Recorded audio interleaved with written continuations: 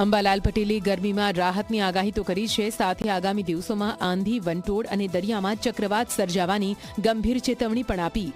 હવામાન નિષ્ણાંત અંબાલાલ પટેલે આગાહી કરી, રાજ્યમાં હવે પવનની ગતિમાં વધારો થશે. મે મહિનાના અંતિમ સપ્તાહમાં આંધી અને વંટોળનું પ્રમાણ પણ વધતું જશે. ખાસ કરીને 22મી મે બાદ અરબ સાગરમાં વધુ સક્રિય થતા દરિયામાં હલચલ તેજ બનશે.